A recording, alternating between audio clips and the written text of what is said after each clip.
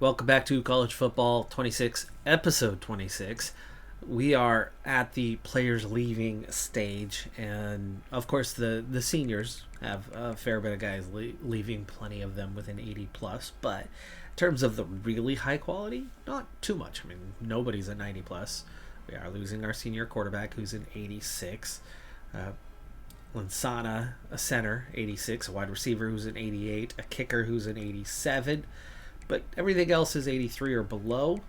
In terms of the transfers, it's not the shortest list we've seen, but it was only 9, and we actually end up being able to retain 2 of them. One, a true freshman, 66. Okay, whatever. Not a big deal on that one, as he didn't have a great rating to begin with.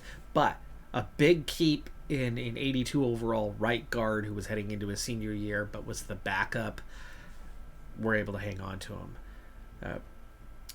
And of the ones we're losing, only one is 80 plus heading into a senior year, left edge. That's definitely a loss.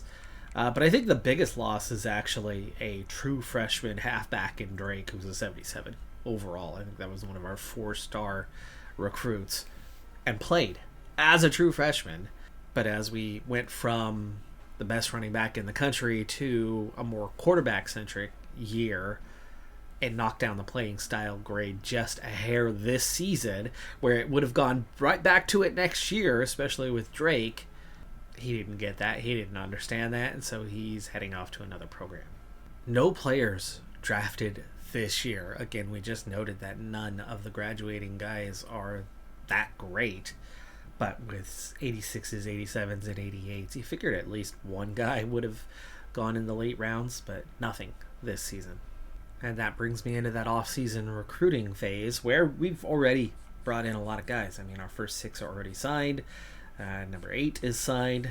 Overall, 8 of our 35 are already signed on for the year, making it a little bit easier to redistribute our 675 hours, which is more than we've had in previous years, also as that prestige has risen a bit. It seems to be stalling out a little bit where we're at, but we'll see what we can do. We've only won 2 conference championships. We need to get a little more consistent with those before I consider moving us to a bigger conference and facing that sort of obstacle. I don't recognize the T, so I'm not exactly sure what the program was, but of our 35 as we go into just week 2, we still have plenty of off-season here, but a big development happened in the only race where it looked like I was probably going to lose. We had this guy 5 hours. That's all it was going to take. An offer plus 5 hours, and the guy's going to commit to this school with the T here. They didn't offer him this week. They didn't put hours into him this week. I had been chasing like hell trying to get him and losing out. But I went 50 hours in. I went for like a 40-hour visit. And he committed to us because they didn't offer him this week. So, big steal, and now we're on track to likely get all 35 guys. So I've finally learned a trick after all these seasons. It's a little bit behind the face cam, but you can see if I select the right pop-up bubble, you can see who has offers and who doesn't have offers after week 1. You can see that this guy, Murphy, has no offers. There is no school leading the way. And he's the 85th overall ranked quarterback. He's a 4-star guy, 9th at the position, 85th nationally, a dual threat transfer sophomore, which is really tempting. Playing time would be an A+, meaning he thinks he's the best one out there. Or we could go for a guy who's a transfer junior and has the A+ playing time and is ranked a little bit higher, 68th. So I'm going to go for the one ranked a little bit higher. And also found a halfback, 107th nationally, 4-star guy who's a junior transfer, a playmaker with no offers. So even though I could have gotten all 35 guys, a couple of my targets were pretty far down the list. Outside of the top 1,000 or just inside the top 1,000 high school recruits. Or I can find a 4-star transfer. And now that I've figured out how to find the 4-star transfer, who doesn't have the offer, We are going to go all in on these guys, the 50 hours each, and try to sign both of these 4-star guys. We're now on target for 34 out of 35 with 2 more weeks of recruitment to go. The quarterback, we're the only ones in on the offer, and we made some rapid progress. Not to say that we couldn't lose him over the next couple of weeks, but the halfback, we put in 50 hours and came out of nowhere to make the list, but Louisville is making a lot more progress than we are, and they seem to have started from nowhere as well. So we're not going to secure his signature. I'll go back to the drawing board. I do have the guy that I could go back to. Right now, it seems like we're going to get a lot more out of a transfer candidate halfback than we are out of another freshman and out of a low-ranking freshman at that. So we've had to drop down to the 3-star level, but it's a top 500 guy who's in the here and now and has an A+ on playing time, meaning he feels very comfortable that he's going to start. We're going to do the full 55-hour effect with the 5 hours for the scholarship offer, 50 to send the house. That leaves me with 15 hours to redistribute elsewhere. And we're on track for the other 34. One. I've got one with maybe some iffy. We'll see how it goes. We might get their signature this week. It's gone to a recruiting battle, so Illinois has caught up to us. So I do have one of my 35 in proper contention heading into the final week of recruiting. And it was very much one of those, they snuck up on us. We had a fairly healthy advantage. They were chasing us late in the season, but they made up a lot of ground on their week 2 visit, where our week 1 visit didn't put it so much. And you can see we're still comfortably ahead in this, but not comfortably enough. And I have a feeling that we're going to lose them. But they can't do anything other than what we're doing and send the house. But they are definitely making up ground on us heading into this final week. I think we might lose it, but I'm not going to give up on a 4-star right edge. I'm very much going to try to get that signature. Oh, buddy. A week 3 visit to Oregon. Sees the Ducks just come out of nowhere. They literally just got in on this guy a couple weeks ago, and they have some extreme recruitment power. This was going to be my first 5-star. We're not going to get him. That is clearly going to be a loss. But we'll, again, try. I'd rather have 33 guys than give up on a 5-star now. Our transfer quarterback has decided that he's not going to be the starter for us and is out. So I'm not going to get either one of them. There was another 4-star. I'll go take a look and see what's out there. But the transfer halfback situation is looking good. The other quarterback's still available, so looks like we could. He played this. Okay, he played a little this last year. 108 passing yards. So we've got 3 to 4 iffy guys. The quarterback we've just added in. If somebody else comes in, we could obviously lose out on that one.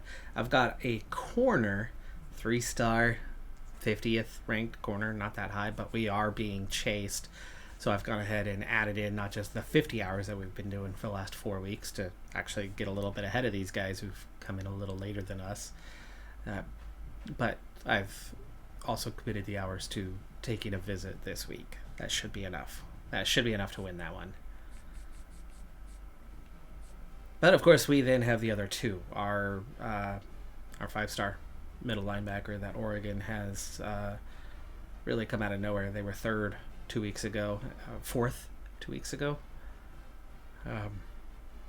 They have made some rapid progress, and Miami has opted out. They weren't putting the hours in, and that was why it was like, okay, we're going to get it, and then wow. And then this one. So our 2 main guys that we haven't already signed that we're going for could be some massive losses for us, but we'll see. There's still a tiny chance on both. I'm guessing we're going to end up with a class of 33, though. All right, well, end of the National Signing Day. Well, let's see how we did. We do get the right edge, Thompson. Oregon does get the 5-star Keaton, so we do not land our first 5-star guy. Man, oh man, were we close. What a huge signing that would have been. He heads to Oregon, who put so little time and effort into that to make that signature happen when we've been going since like week 2 of the season all in, but that's okay. That's okay. And we do secure the others, including the halfback, quarterback there at the end. So we get a very, very solid class. 34 guys, plenty of 4-star players. Oregon, who's somehow not ranked and hasn't really been ranked the last few years, gets the number 5 recruiting class with the addition of Keaton there. He's the best player in their class. He's their only 5-star. But we do crack the top 25 with our recruiting class. 22nd best recruiting class out there. Really starting to show the progress that we're making with 9 4-star players. 9 4-star players in this class. That is incredible. 25 3-stars. That is an absolutely phenomenal class. It's definitely much larger than the others around us. And it really makes up for that fact that we do have that little bit of a revolving door because we're only a 2-star prestige program, so it's pretty easy to lose guys, but what a phenomenal way to go.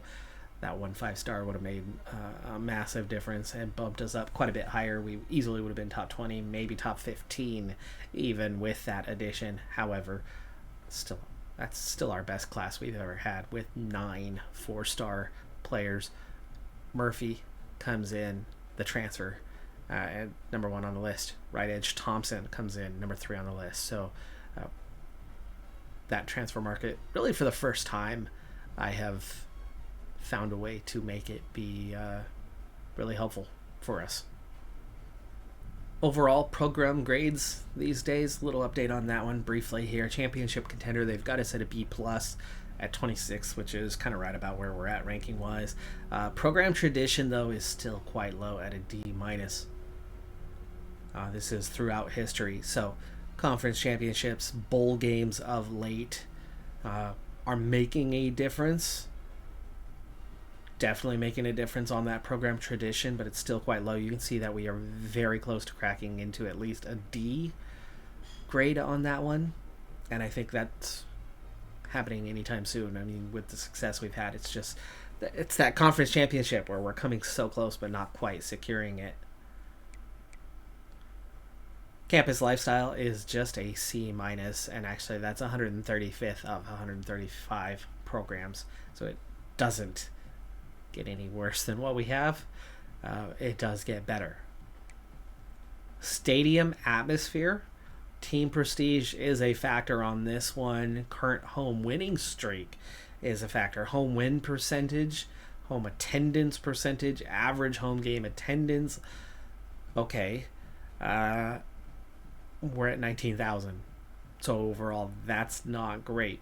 But winning percentage, win streaks, overall team prestige will raise that stadium atmosphere up.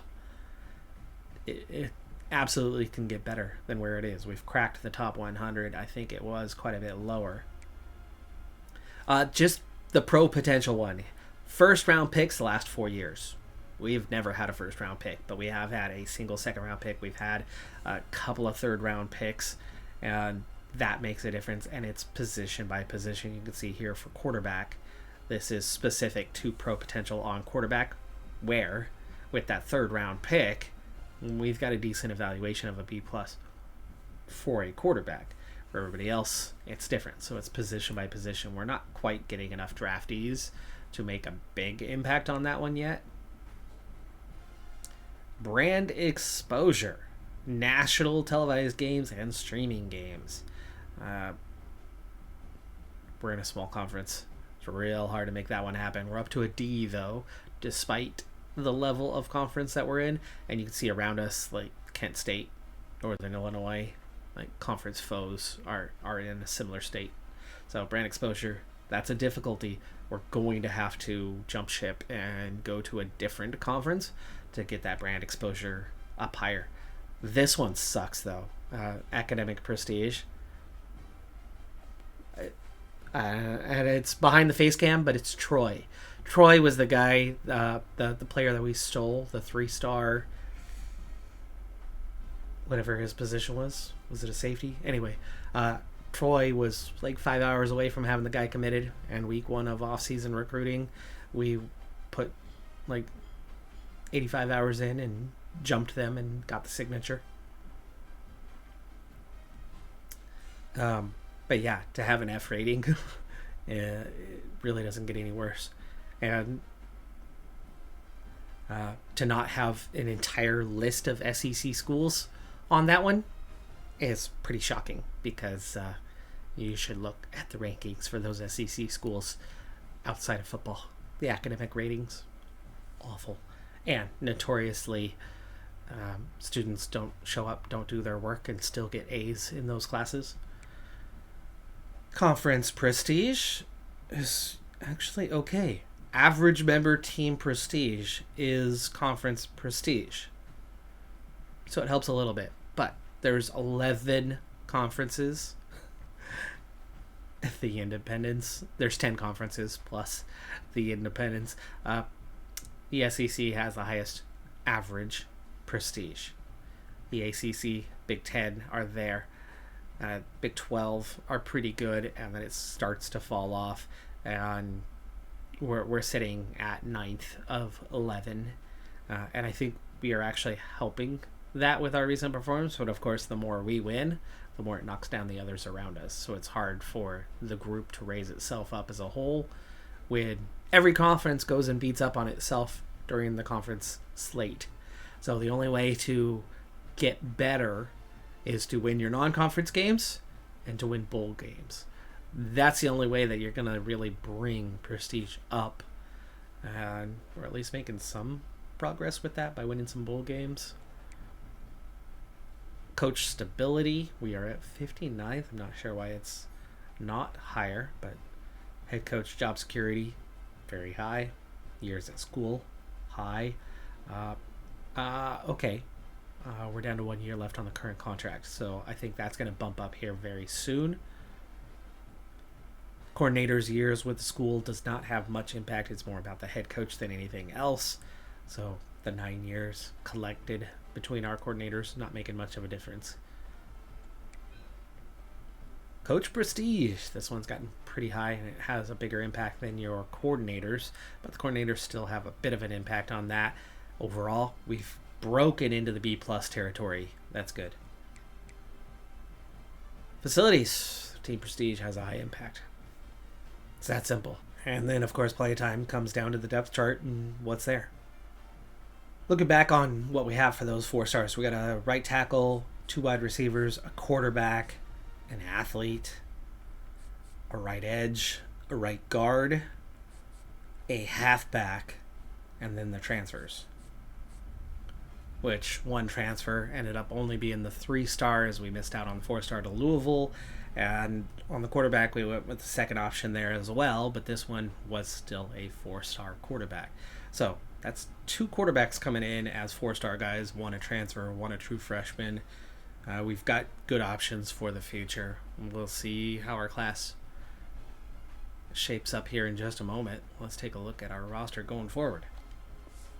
So into the position change category, we've got a guy higher rated than anything we have leaving the program. We've got an 89 overall in Jackson, strong side linebacker, a left guard that's an 88. We've got a number of 85s.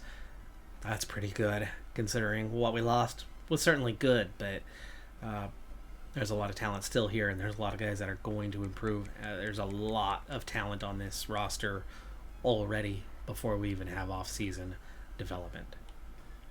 5 quarterbacks is obviously going to be too many, though. We are going to have some guys leaving us, but Murphy does come in as a likely starter, but certainly not an automatic. Ishmael will be competing with him for that. We'll see who develops more. Countess certainly has a chance. You would be certain that he would leave us if he doesn't get the starting job, but I think realistically, deal breaker. We got playing time, playing style, playing time, and yeah, Countess is looking like a surefire bet to leave at the end of the year. Playing style for Smith coming in, so very good chance that he'll stick around. Pro potential for Jacques. Or Jacques. I guess it would depend really where his roots are.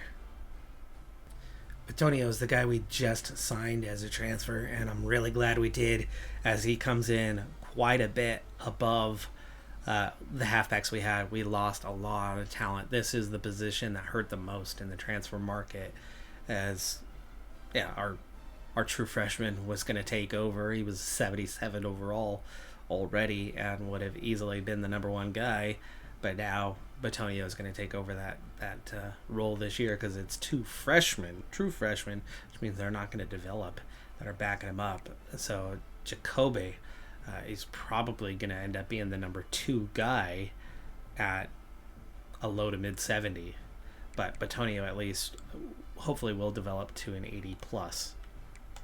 Our 2 4-star freshmen wide receivers both come in as a 74 overall, definitely giving us a good option there. And we've got good depth at the position. Otherwise, tight end looks fine. Left tackle looks good.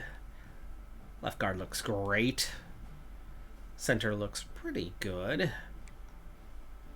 Right guard looks fantastic. And we kept Banks. I'm really happy about that. We can probably get him shifted over to another position to be a starter. And our 77 overall right tackle looks great for a true freshman. Left edge. Holy crap, there's nobody there. Right edge? Okay, there's options. Turpin, you're definitely heading to the left starting spot here. Defensive tackle looks pretty good. Strong side looks good. Middle, thin, but I can fix that. Weak side, so linebackers are good. Corner is good. Free safety certainly has one great option. I need to shift some of these guys over to strong safety, which is deep. Kicker still looks good. Punter still looks good. And I have 6 athletes to distribute, with a couple of them already coming in pretty high in their ratings. Well, a dual threat 75 overall quarterback is a pretty good option. This is my last athlete that I'm trying to sort out, and he clearly only has 2 positions, as his 3rd position already drops into the low 50s. Halfback at 72 is definitely weaker, but I have so much depth at quarterback, and 75 puts him 4th on the depth chart, and very unlikely to get in at any stage anytime soon, especially when there's already one in this class that's ahead of that, 76. So at halfback, he comes in at like 2nd or 3rd on the depth chart, so I'm actually going to put him at halfback. Yeah, puts him tied for 2nd with another freshman. Oof, he is worried about playing style, though, at that halfback position. And I guess he would be just ahead of Smith, our other freshman quarterback, who's a backfield creator, which is not necessarily what we need. Damn it. Okay. I think long-term wise, he's going to make more sense at quarterback, even though he actually could play as a true freshman this year. But here, yeah, playing style is an A+. He's not going to transfer out. Quarterback room's a bit crowded. It is a lot crowded. Jacques has like no chance of ever getting in. He is a decent halfback. Let's go ahead and shift him over. You might actually be able to contribute from there. Big level up for us. Now, level 31. Those training results, and our strong side linebacker is now a 95 overall. Holy cow. We have 4 90s on the squad. We've got 2 more guys that are 88 plus. We've got a ton of guys that are 85 plus. Man, oh man, are we looking good on that front, and the 80 plus goes way down here. two quarterbacks at 82 overall. Murphy only gains 1 point. Ishmael might just have that starting job after all. They're both dual threat. Petonio did hit an 82 overall, so we'll have an 82 at quarterback and at halfback.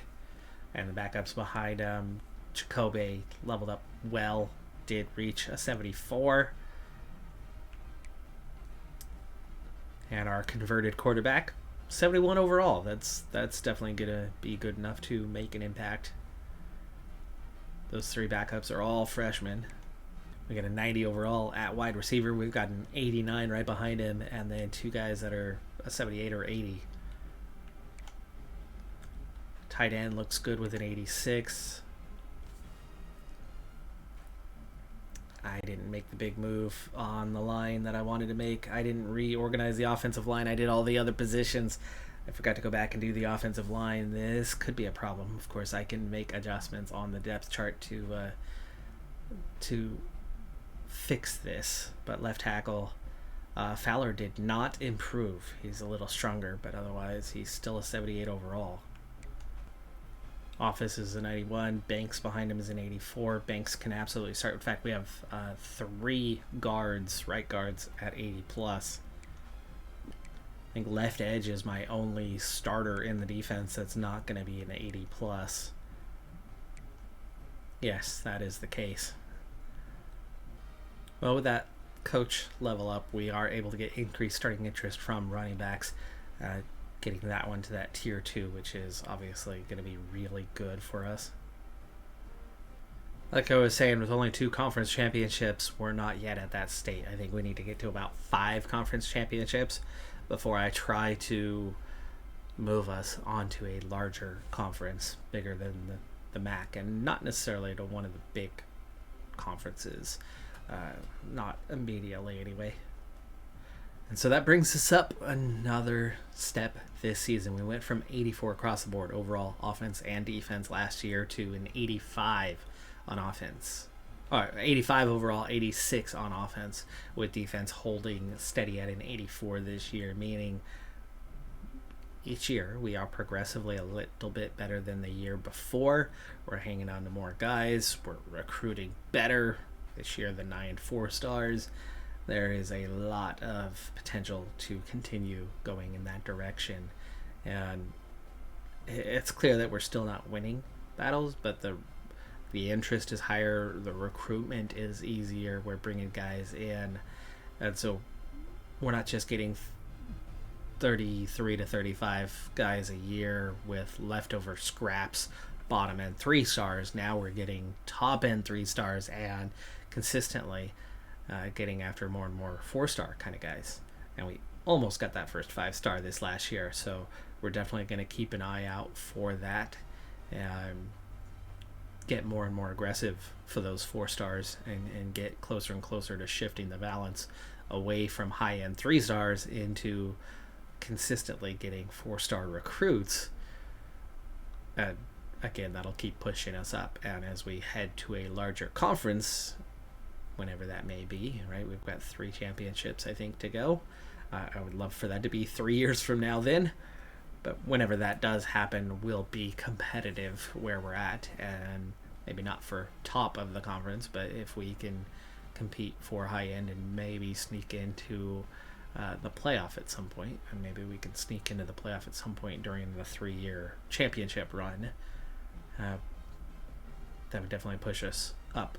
We need that next half star, and I'm just not sure we can get that next half star where we're at. I mean, we're getting 10, 11, 12 wins and still holding at 2 stars, so we might need to be in that larger conference to get out of that. But if we can make a playoff run, I think we would absolutely pick up that half star and get to 2.5 while we're still in the MAC. Much easier slate for the non-conference this year, which means beating our 10-win regular season that we've had the last 3 years in a row. This might be the year where we can eclipse that and get 11-1 or maybe 12-0. It's James Madison on the road, Western Kentucky at home, Coastal Carolina at home at FCS East. So only one road game in our non-conference, and it's a 2-10 James Madison from a year ago. Western Kentucky at 6-7 was the only team that even got anywhere near 500. We should win all four of those quite comfortably. And yeah, as long as we can get through our conference slate pretty well. Ball State was 3-9 a year ago. It's more about what our road games are, and we're at Miami. That's going to be maybe our toughest game of the year. Buffalo at home definitely won't be easy. Toledo at home won't be easy, but we're favored, I think, to win those. Central Michigan on the road, that's going to be real tough. So we do have two difficult road games this season in the conference. There's definitely a few quality teams. Northern Illinois was one of them, not these days. They're 1-11 a year ago. But between Miami and Central Michigan on the road, I would think we would lose at least one of those. So looking at the Ohio list as I go to start building my board for the year, there's 3 5-star guys. One of them is at least not locking us out. And then you get down to the 4-star guys, and there's plenty of them. And not only are we having quite a few of them interested in us, but most of them just don't have us locked out. That's a huge difference from years past where, the 4-star access wasn't just about leftovers. It was about who's interested, and most guys weren't interested at all. So guys are willing to sign with us, and that's, I think, why I'm finding it so much easier to find 4-stars these days, because it's a market that still works similar to how that 3-star market works, and we can really get after some of these guys. But it's just what's out there. This is just Ohio, and there's a lot of quality here. And when I'm getting into the 3-star range, and we're number 1 on this wide receivers list. My week 1 board will almost always be 75% replaced after week 1. So it's really not a big deal. However, 31 of my 35 4-star or better guys. Or just 4-star guys. I don't think I went after the 1 5-star Ohio guy that was on the list. So yeah, 31 of 35 are 4-star guys. Definitely things are different than they've been in years past. But like I said, most of them, probably 20 of them, will be gone, if not more. So after that first week, I'm already down to just 10 prospects left, and more than half of those have competition. But I've opted out of the ones that are obviously going to beat us, the 4-star and better programs. So I've gone maybe going to give myself a chance to go head-to-head with a few of the smaller programs where it's just one of them, maybe 2 of them, and feel like maybe I could beat those guys, especially if I go all in. That list probably will thin a little bit further, but maybe I end up going for 2 or 3 of those competitive ones and then go for the handful that are left. Okay, so back to the drawing board, as is the case normally anyway. 5 stars, nothing. There's one guy, he's not interested. Pro potential's not high enough on this wide receiver, so already into the 4 stars for the year, where there are plenty that do not have an offer. Now it's just a matter of, can we get after him like a free safety? Yes, I can. I haven't played a game yet, but a couple weeks in, we had a bye week to open. Our 35 are secure. There's still that little bit of competition here at the top. So my top 2 targets are 4-star gems, meaning realistically they're 5-star guys. So we've got a wide receiver in Cushing, and we do have competition in Missouri, but for the moment anyway, we are putting a lot more into it than they are and have a chance to pull away. Left guard Willie's is the one that it's looking not great. The only reason why I'm really still going for him is because of the 4-star gem thing. It looks like Ole Miss is going to beat us to him. They're probably not even doing 50 hours. They're probably only doing 25 or 15 or something. They're S tier, 5 tier, whatever it is. They've got a lot of bonuses going into this one, so it's not looking good, but I'll give it one more week. If they pull away from us, then we'll drop him. but we're looking really good for this wide receiver. We do have some competition for this center, but SMU just scholarship offer. It looks like nothing else, so we could pull away enough. Louisiana Tech is one that I feel like I might be able to beat. Louisville, probably not if they go all in, but if they don't, if they're just doing the 5 hours, we could pull away enough. And then we're just starting off on a free safety, middle linebacker, and left tackle that nobody else is going in on. So 3 guys that were going pretty big. That's 9 4-star guys that we're after right here, right now. And then as I go down the list, there's plenty of 3 stars that like me, and we get back down into another group of 4 stars here, 5, 6, 7 more. So I've got 7 more that nobody's in on right now that we've got a real good chance to get after if we can get to them quick enough.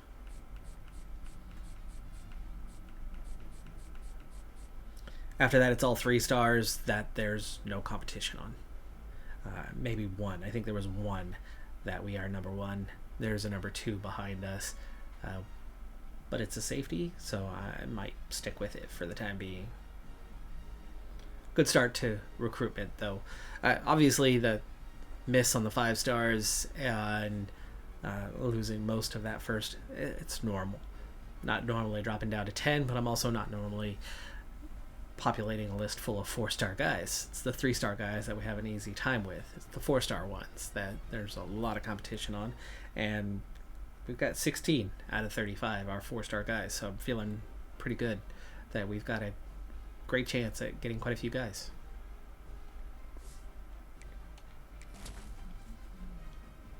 We're roughly halfway into the season. We're going to look at how we're faring so far, but we just had our bye week and our first 5 games, and our first commit of the year already, a 4-star wide receiver in Nick Carmona out of Ohio. Really liked the pitches that we were making and made progress rapidly and started pretty high on the list. So very early signing. It's a 5-0 start, and we've just broke into the rankings after that 5th win at 25th. So at a perfect 5-0. We are 1-0 in conference. We won all 4 non-conference games. No surprise, their combined record is weak. Overall this year, our combined opponent record is pretty weak. It's at 30-30 right now. We beat James Madison 48-10, Western Kentucky 49-20. We beat Coastal Carolina 51-25. We beat Ball State, our first conference game, 56-24. And FCS East 65-7. Absolutely dominating performances. Our weakest offensive showing was 48. Our weakest defensive showing was 25 points given up. We've had our fair number of injuries also to start the season, with some key guys missing a few of these games, and we still put up comfortable victories against all. But now the real trouble begins after this bye week that we just played. We have Miami on the road. They're only 3-3 to start this season, though. Buffalo at home, 4-1. Toledo, 5-1. The next 3 games are all going to be fairly challenging, but 2 of them are at home.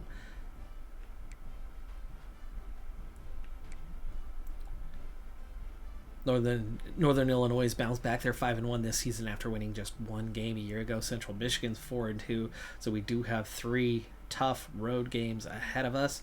4 home games, though. We should win a lot. We should easily get to our 10 wins this season, especially after starting 5-0.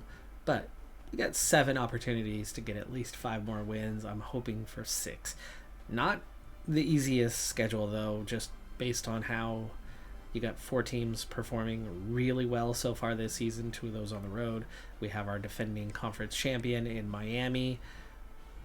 Only 3-3, 0-2 in conference to start, so they are having a rough go. It is a televised game. We're on the road for it, though. Could be pretty tough. Well, here's the progress report on those first 9 guys. Cushing, pretty likely. Missouri's given up. We're on our way, but it's not over yet. They could absolutely come back at us. Willie's, we've just slipped to number 2. Ole Miss is chasing us down. Louisiana Tech is able to make more progress than we are. So we're probably losing out, but I've got to go for it. I've got to just go for it.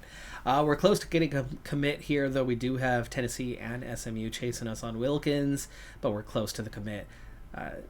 Dearth, halfback, we might not get him, but we are close to it, but I'm guessing we're going to get a battle. And Louisiana Tech, we've outperformed most weeks, but amazingly, for a low prestige program, I think they're 2 stars or less, they're still able to outdo us. Something is going right for them and not for us.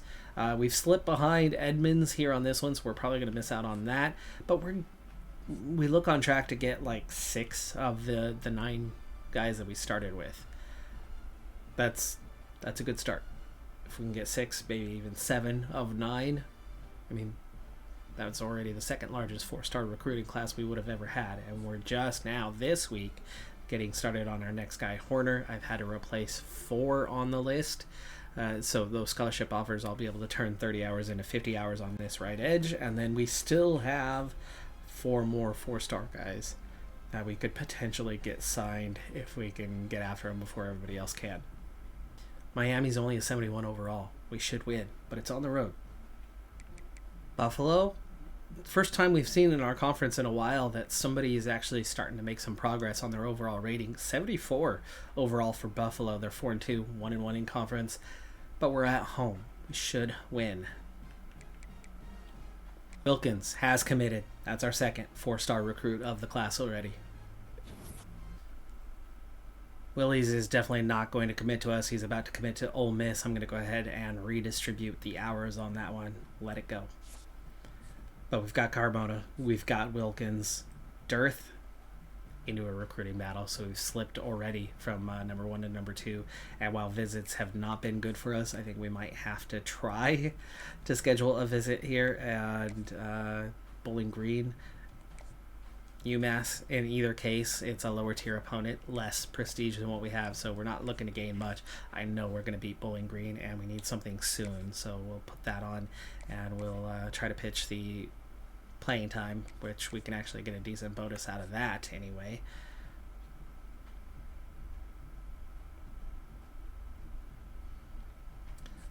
Edmonds, we lost him to Louisville, so he's out.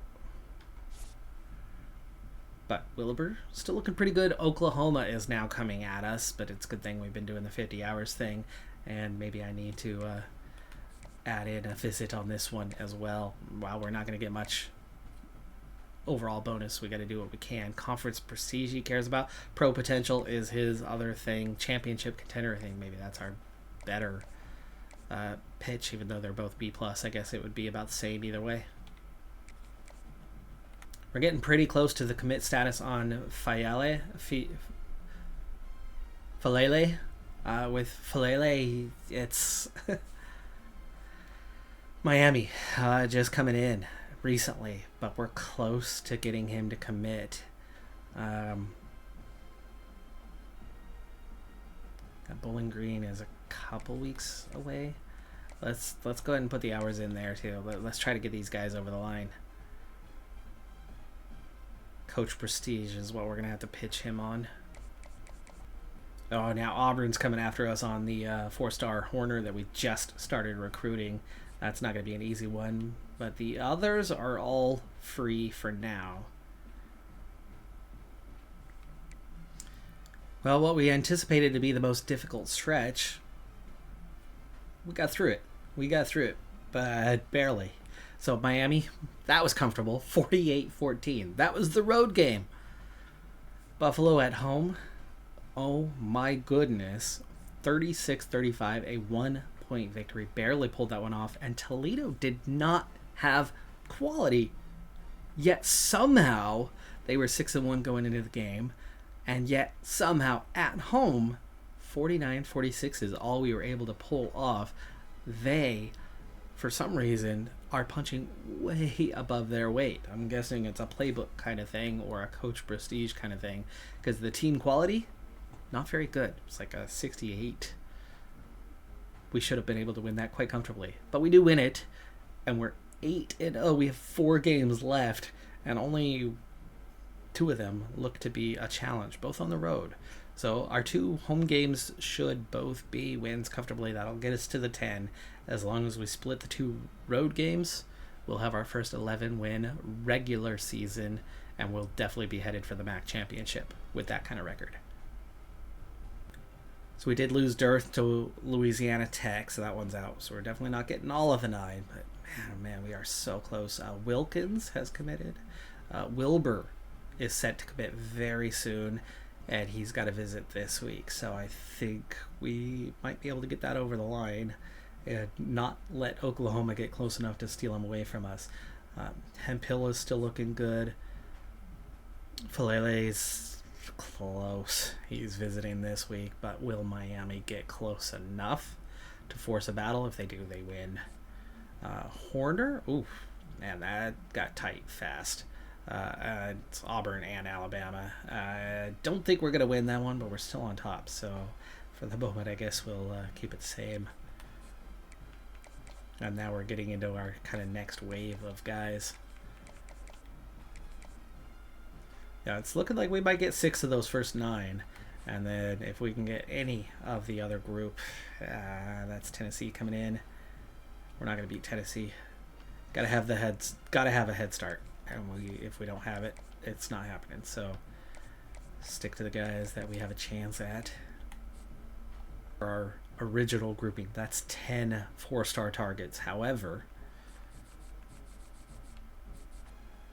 there was a couple more that I encountered in the last couple of weeks. One of them's already gone. One of them doesn't like the playing style, and Arkansas came in anyway. So no, we are done. It's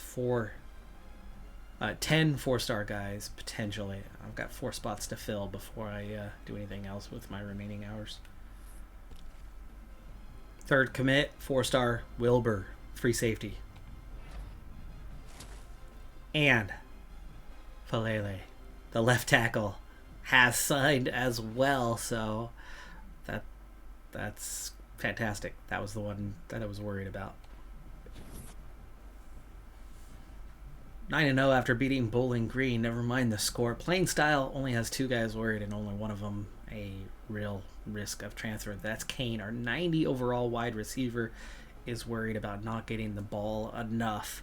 And then we have, and I think he was injured for a good while, so maybe before the end of the season he'll have gotten enough catches to not be worried about that anymore. And then only 3 guys are worried about playing time. A punter, Countess, I knew that was going to happen, the quarterback, and then strong side linebacker. So risk is really low of losing guys. It's helping that we are 9-0.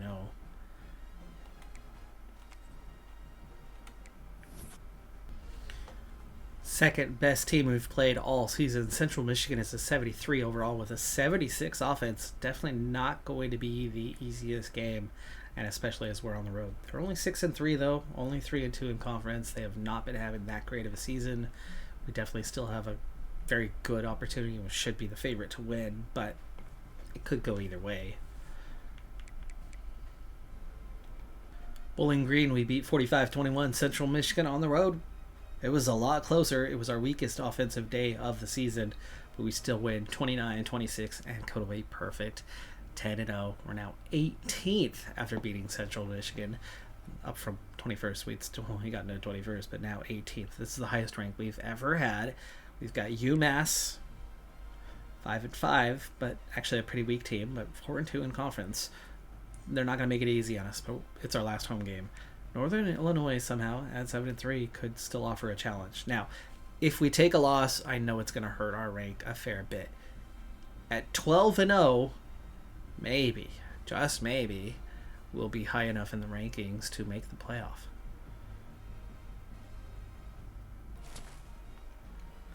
Four-star recruit wide receiver Cushing has signed. Tracy Tobias has broken the career receiving touchdown record for us.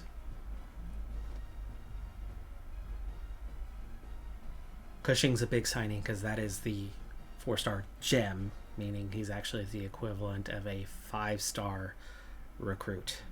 Gadget wide receiver. That's crazy good for us. And you can see we've got 4 there. Hempel is about to commit, and there's no competition. In fact, I can even back off on the hours. He'll get there over the line with probably just 10 will be enough. That's going to give me some extra hours to get after some recruits. I do have a little bit of updating to do on my list, but that's about to be 6 commits. That's from that first 9. Now, as you get down to that next wave, 7 through 10, well, it looks like Auburn, Alabama, and Miami are all going to beat us to the signature on Horner. Time to let that one go. There's a long ways to go yet. We have no chance against them. McDowell, Florida's chasing, but maybe we have a chance on that one, so we'll stick with it. Texas just got started. Otherwise, we were the only ones going after Purdue. I think they're going to catch up to us pretty quick, but we'll keep after it for now. We're still good for Payne. And I found a 5-star in Cobbs. Penn State nearly had him locked out for top 8. He really wants to go to Penn State, but they haven't offered. It's only been 2 weeks, but I'm making some progress. But now West Virginia is starting in after him. Maybe. We don't know whether that's a program that's up or down these days on their prestige. This is the number 15 national player, the number 2 athlete. And then I'm getting into the 3-star guys from there. So 9 4-stars that we're potentially after, 1 5-star. And I'm just now starting to recruit my 3-star guys. TCU's going to beat me to this guy's signature, even though I'm putting in 50 hours. Let's let him go, move on. Northern Illinois has definitely bounced back a bit. 70 overall is good, but it's not that great. They're 8-3 overall, though, and we're on the road. Can we keep that perfect record? We've jumped to 14th. 14th in the rankings. They are looking at our perfect record and bumping us up a little bit from where we were, because in 2 weeks we've gone from 21st to 14th, where others are falling off late in the season. I'm not sure it's a bunch of losses that have moved us up 7 spots. I think it's the fact that we continually are winning, and at 14th you figure that's got to be a playoff spot. It's got to be. But we have to win this game against Northern Illinois. We're going to have to win a neutral territory conference championship. You do that, though, I figure we've got to be in the playoff. Regardless, we've already got our first 11-win regular season. 4-star middle linebacker Hemphill has signed. We have finished the season 12-0 in the conference. We've done it. Western Michigan is going to play the MAC championship. Well, there's absolutely no excuse if I lose the MAC championship this year. Western Michigan, who we didn't play during the regular season, is just 6-6 overall. 5-3 in conference. 3 5-3 teams. Northern Illinois and Miami both missing out. And much better teams, but somehow maybe it's Western Michigan that beat them to have that tiebreaker, to have them placed above them, and it's a half-star 62 overall program that we're going to play for the right to claim conference champion for the 3rd time and first time in a few years. Well, this is going to help with my longevity. Let's see, what was it? The coach stability recruitment part, as we were down to the last year of our contract, but now we've been given a new 5-year contract. The goal is to make a bowl game. Not every year, just make a bowl game. But at 12-0, we've now matched our best ever record. We had a 10-2 regular season, won the MAC championship to go 11-2, and then won the Bahamas Bowl to go 12-2. We've already got there. We should be winning this next game quite comfortably, and then probably getting hammered in the playoff, but at least we would make it to the playoff. And I think, fingers crossed, that would be what we need to raise the prestige at least half-star. My prestige has suddenly grown to an A. Neutral territory, 62 overall. can't have a much easier game than this one. Fingers crossed the team does what it needs to do. We've leveled up. We've won the MAC championship. Let's go check on the score. And MAC champions, okay. And Strickland, defensive player of the week. 3 tackles, an interception, and a deflection. Tobias, offensive player of the week. 6 catches, 2 touchdowns. And we have a bye week. Okay, they have not done it yet, I don't think. We're 12th. We are 12th in the nation. That should be an automatic, right? It's not. It's not an automatic. But that should be a selection. Well, my prestige just took another jump. We went from an A- at the start of the year to an A over the course of the year, and now it's an A+ after a perfect regular season. We're also getting healthy just at the right time, as it's first time since the beginning of the season where we've had that 85 overall with that 86 offense. Our defense at one point was down to an 81. Our offense was down to an 84 for most of the season. I just got the Bear Bryant Award, Coach of the Year. Hell yeah. Coordinator of the Year goes to our offensive coordinator, Ryan Carty. He was a head coach when we recruited him, brought him over. His prestige dropped significantly with us, but he's had a hell of a year apparently.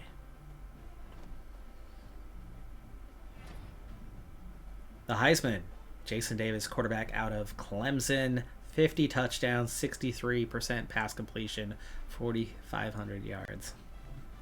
But Kessenberry, the tight end, gets the tight end award. Second year in a row or second in 3 years that we've won this award. 9 touchdowns, 73 receptions, 800 yards. We are in the playoff. Of course. No surprise at all, being that we're coming out of the MAC and we've never been in the playoff, that we would be the 12 seed. We are the 12 seed, which means we've got to play Auburn, the 5 seed, in the first round. I don't care. We're going to lose, most likely. I don't care. We have made the playoff. This has to have a prestige boost for us. Auburn's 12-1. Didn't expect a 5 seed to be 12-1. They're a 92 overall. Yeah. We're almost certainly going to lose this thing. It's going to be at Auburn as well. It's a home game for them. So, very difficult ask to try to come away with a win on this one. No matter. Does not matter that we're going to drop to 13-1. It's our best season we've ever had. We've won the MAC championship again, so there's championship number 3. But we've qualified for the playoff, which is just phenomenal. Prestige of both coordinators jumps to a B. There's interested schools, Notre Dame, Penn State, Louisville, all wanting to bring us in as their defensive coordinator, but hell no. It's not part of this series anyway, right? Not part of this playthrough, and if I were to ever leave, it's Oregon. It's Oregon I would go to. But even that's not going to happen.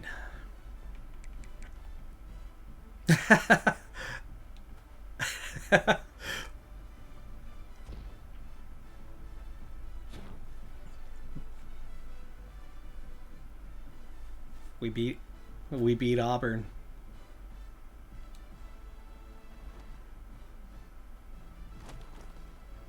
And now we get Michigan, the 4 seed in the Cotton Bowl in the quarterfinal. Western Michigan was only a 27-14 win, shockingly.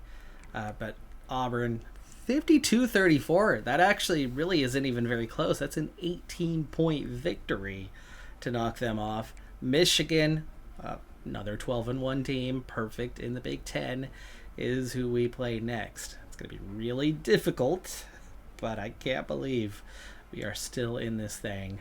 Nationally televised game. This is going to be so good for the brand exposure, for the conference prestige, for our prestige. This is going to really push us in the direction we need to go. Look at the other first round games. So Tennessee's been knocked off by Cincinnati 38-31. Tulane upset Pitt to go 35-33. Not two programs you would expect to see there, but I believe that Tulane has consistently been near the top. As I was looking at some of the coach histories, they're going to play Alabama. Clemson's the one seed that Cincinnati will take on, and then the 7-10 matchup, Miami just eclipses Georgia, who were now 9-4 on the season. 9-4 is all, so they qualified after going 9-3. Surprised that they made the playoff, just considering what you've got of the other 12 programs. But we come in 14th in the nation, so we actually lost a spot in the rankings after winning the MAC championship. I guess we weren't that decisive, so it dropped us down, but we still qualified at 14th as the four or five conference champions, right? Automatic qualifiers. So looking at the fellow competitors, and the only way I can find Michigan is it doesn't always show it. Clemson's 99 overall. TCU's second in the nation. I'm not sure how in the world they're not in the playoff. Did they lose their conference championship? Alabama's a 99. Michigan's a 97 overall. That's definitely different than what we had with Auburn. Auburn, a little bit vulnerable. TCU's 4 stars these days. Pitt's up to 4 stars. So, yeah, they've been playing well in recent years, apparently. Miami's a 99 overall. Cincinnati's only a 2.5-star program. Tulane's up to a 4-star program. Georgia's still a 5-star and a 99 overall, so big surprise that they've struggled the way they have this season. Ohio State's at 4.5. Syracuse is 2.5. Yeah, this has got to bring us up. And there it is. 14-1 on the season. We have been knocked out of the quarterfinals, but we got a win in the playoff. Not only made it, but got a win. Phenomenal season. Close loss, too. 41-34. Absolutely put up a fight, but get knocked out in the quarterfinals. Cincinnati loses to Clemson 44-28. Alabama beats Tulane 45-28. And Miami with the upset over. There's TCU. Miami upsets TCU 32-31. So the only upset into the semifinal is Miami. And they're 12-2. Well, after winning coordinator of the year, our offensive coordinator job is open. We're going to have to find a replacement, and our prestige is not yet up. So I'm guessing we're not going to find anybody that good. Yeah, we're definitely taking a big step backwards at offensive coordinator this next season, as prestige C is all we can recruit, and none of these guys are that high of a level. And there's interest in other programs too, so we could easily lose whoever we offer, which I think we're going to start with. Either way, it's the same deal. It's level 16 spread offense. Yeah, Cardi's heading off to Cincinnati, who just finished 8th this season as their new head coach. It's not the guy I offered, but we have a new offensive coordinator. That makes me worried. Weir rejected it, and they brought in somebody else that I didn't offer. So, awesome. Level 16, though. Filipovich, so same level either way. But level 16, C prestige. Yeah, that hurts. The semis saw Michigan, who beat us, head towards the national championship after beating the number 1 team in the land, Clemson 35-28 in the Rose Bowl. Sugar Bowl, Alabama beats Miami 27-21, so it's in Alabama v. Michigan national championship. And it's Michigan who has beaten Alabama 35-14 to win the national championship. So the team that beat us through the playoff is the team that goes on to win it. It always feels good that that's how that one works out. And I feel incredibly good about that season because we were perfect until the quarterfinal of the playoff. We are not yet ready to compete with those teams consistently. Maybe a one-off win here and there like we just managed against Auburn. But we're getting so close with an 85 overall program. But regularly winning those battles for the 4 stars, it's going to take more prestige. And the big thing is whether we got some of that prestige from this performance. And I would say it probably should. Between winning the conference championship, between a perfect regular season and conference championship game, and winning a playoff game, that's got to be driving that prestige upward, despite only being in the MAC conference and not having the most difficult of schedules. 14-1 has got to send us in the direction that we want it to. And if it doesn't, maybe I'm not waiting for conference championship 4 and 5. I might be moving a year from now, as long as we win the championship. I'm not past that point yet. No, I'm not. So I guess I still have that possibility. We'll have to see what happens with the prestige, but that's going to happen next time. That's going to do it for this episode. I'm Decathlon Gamer. Like, comment, subscribe, and I'll see you next time. By the way, we're going to have a couple episodes now per week as my schedule started to open up, and EU5 is just over a month away. Europa Universalis 5, that's going to be the main game on the channel for a while, and Football Manager coming out on the same freaking day. Those will be the only 2 games on the channel for months. See you next time. Bye.